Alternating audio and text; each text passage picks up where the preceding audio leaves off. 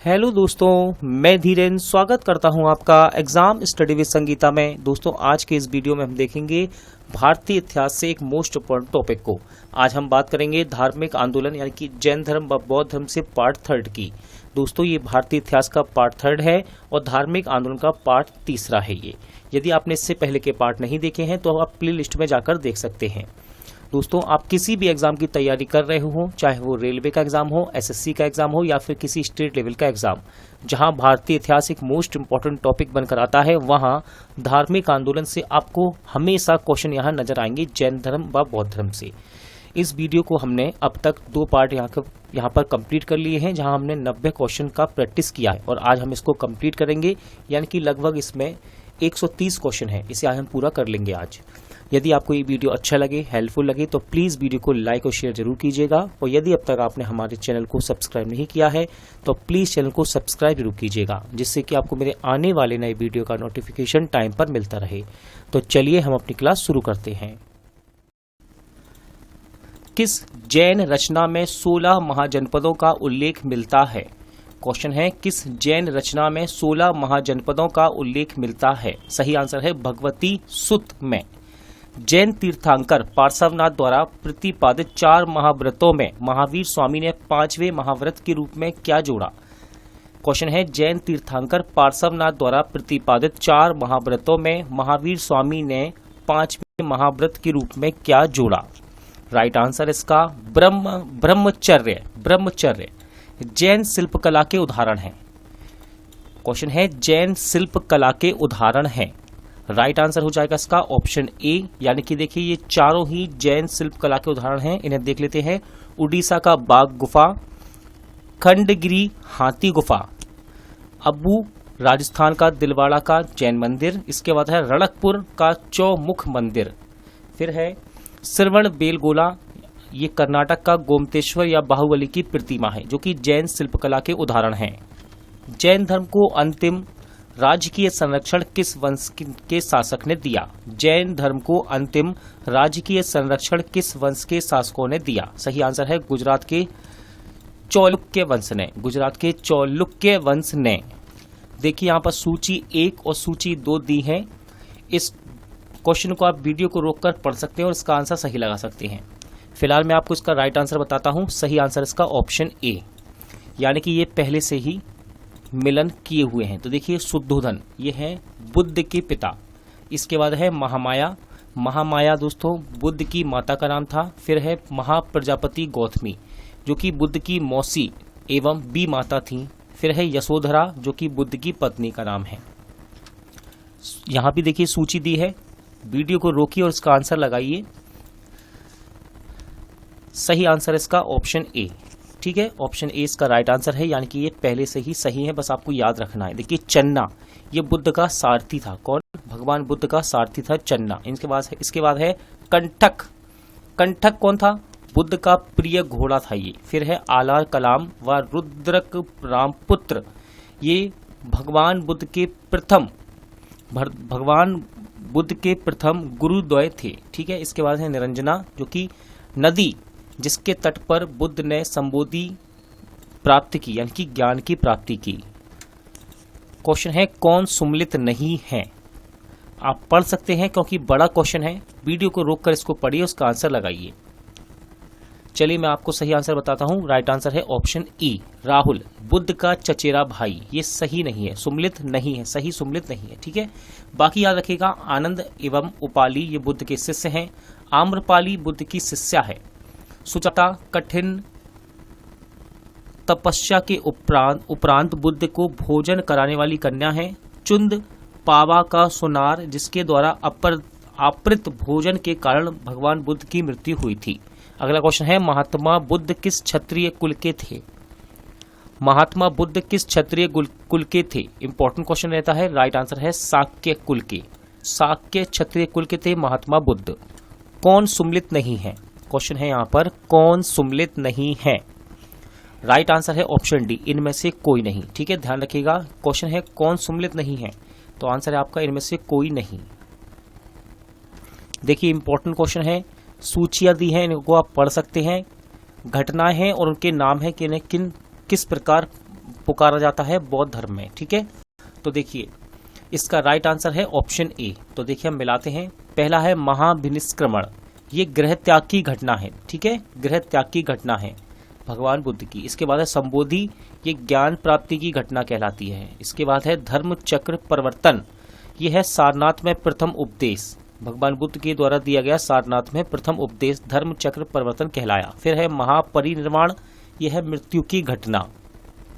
बुद्ध में वैराग्य भावना किन 4 दृश्यों के कारण बलवती हुई? बुद्ध में वैराग्य भावना किन 4 दृश्यों के कारण बलवती हुई? राइट आंसर है ऑप्शन ए, बूढ़ा व्यक्ति, इसके बाद रोगी, फिर लाश, फिर है सन्यासी।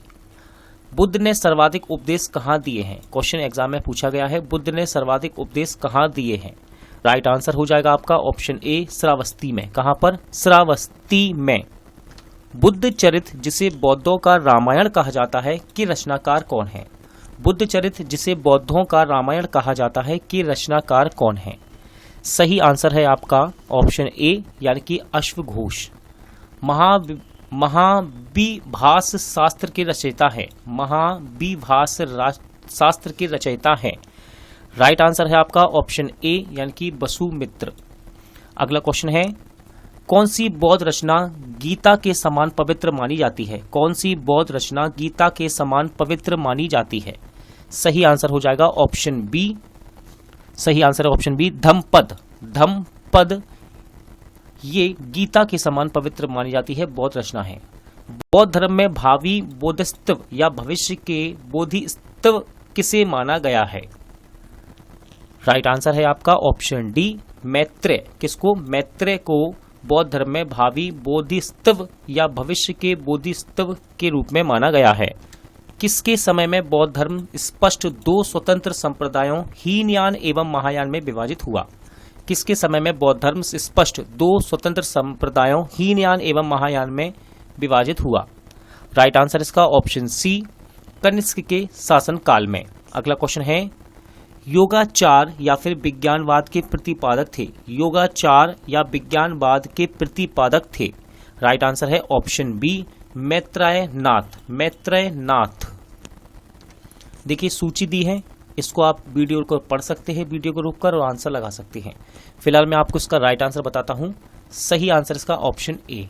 ठीक है, चलिए मिलाते हैं। ए पर है वज्रपाणी, तो यह है इंद्र देवता के तुल्य। वज्रपाणी का संबंध है इंद्र देवता के तुल्य है। फिर है पद्मपाणी, ये है अवलोकितेश्वर, इनका संबंध है अवलोकितेश्वर से। फिर है मंजूश्री बुद्ध, सॉरी दोस्तों, मंजूश्री, इसका मतलब है बुद्धि को प्रखर करने वाला। फिर है अमिताभ, इसका मतलब है स्वर्ग के देवता। भारत से दक्षिण की ओर के देशों में बौद्ध धर्म का कौन सा संप्रदाय प्रचलित हुआ?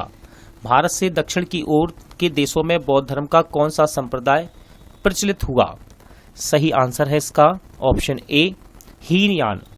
भारत से उत्तर की ओर के देशों में बौद्ध धर्म का जिस संप्रदाय का प्रचलन हुआ उसका नाम क्या है? देखिए पहले दक्षिण की ओर पूछा गया, अब पूछ रहा है उत्तर की ओर, तो इसका राइट आंसर होगा ऑप्शन बी, यानी कि महायान। अगला क्वेश्चन है, बौद्ध धर्म का मूल आधार है?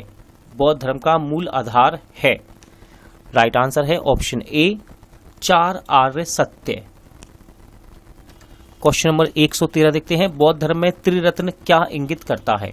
बौद्ध धर्म में त्रिरत्न क्या इंगित करता है? सही आंसर है ऑप्शन सी, बुद्ध, धम्म, संघ को। बौद्ध धर्म को भारत में अंतिम राजकीय संरक्षण किस वंश के शासकों ने दिया? बौद्ध धर्म को भारत में अंतिम राजकीय संरक्षण किस वंश के शासकों ने दिया? सही आंसर है ऑप्शन ए, बंगाल के पाल वंश ने। बंगाल के पाल वंश ने। देखिए यहाँ पर कुछ सूची दी है, जिसमें पहली सूची में बौद्ध शिक्षा केंद्र हैं और उनके संस्थापक हैं। इंपॉर्टेंट रहता है ये क्वेश्चन, ध्यान रखिएगा। सिंगल क्वेश्चन आपसे पूछ लेगा, यहाँ पर सिंगल क्वेश्चन ही बना सकता है। वीडियो को रोकिए और इसका आंसर लगाइए। फिलहाल मैं आपको इसका सही आंसर बताता हूँ। सही आंसर है ऑप्शन ए। मिलाते हैं, देखिए नालंदा बौद्ध शिक्षा केंद्र था, जिसके संस्थापक थे कुमार गुप्त फर्स्ट, जो कि गुप्त वंश के थे। इसके बाद है उदंतपुरी, ये बौद्ध शिक्षा केंद्र था, इसके संस्थापक थे गोपाल, ये पाल वंश के थे। फिर है विक्रमशिला, इसके संस्थापक थे आपके धर्मपाल, ये भी पाल वंश के थे। फिर है बल्लवी, ये बौद्ध धर्म का शिक्षा केंद्र था और इसके संस्थापक थे भट्टाचार्य, जो कि मैत्रक वंश के थे। अनेकांतवाद निम्नलिखित में से किसका क्रोड यानी कि केंद्रीय सिद्धांत एवं दर्शन है? अनेकांतवाद निम्नलिखित में से किसका केंद्रीय सिद्धांत एवं दर्शन है? सही आंसर है जैन मत का। ये यूपीपीसीएस में क्वेश्चन पूछा गया है, ध्यान रखिएगा इस बात को। महान धार्मिक घटना महामस्तकाभिषेक निम्नलिखित में से किससे संबंधित है और किसके लिए की जाती थी? सही आंसर हो जाएगा इसका ऑप्शन ए, बाहुबली के लिए। किसके लिए? बाहुबली के लिए। जैनियों का विश्वास है कि जैन मत 24 तीर्थंकरों की शिक्षाओं का परिणाम है।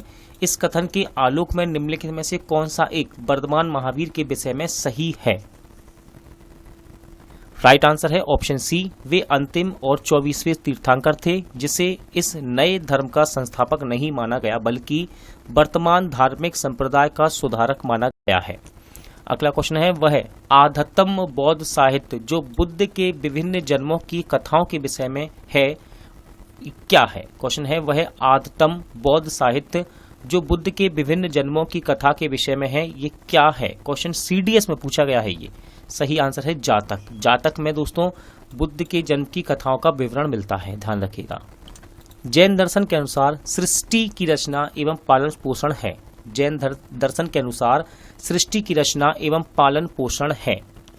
सही आंसर है ऑप्शन बी, सार्वभौमिक सत्य से हुआ है। ये यूपीपीसीएस में क्वेश्चन पूछा गया है। अगला क्वेश्चन है निम्नलिखित में से कौन सा बौद्ध पवित्र स्थल निरंजना नदी पर स्थित था? निम्नलिखित में से कौन सा बौद्ध पवित्र स्थल निरंजना नदी पर स्थित था? राइट आंसर है ऑप्शन ए, बोध गया। यूपीपीसीएस के प्री में ये क्वेश्चन पूछा गया। गौतम बुद्ध का गुरु कौन था? क्वेश्चन है भगवान गौतम बुद्ध का गुरु कौन था? राइट आंसर है ऑप्शन बी, आलार कलाम। एसएससी में ये क्वेश्चन आया है 2012 में। गौतम बुद्ध का गुरु कौन था? आलार कलाम। क्वेश्चन नंबर 123 देखते हैं। प्राचीन भारतीय इतिहास के संदर्भ में निम्नलिखित में से कौन सा या फिर अथवा से बौद्ध धर्म और जैन धर्म दोनों में समान रूप से विद्यमान था?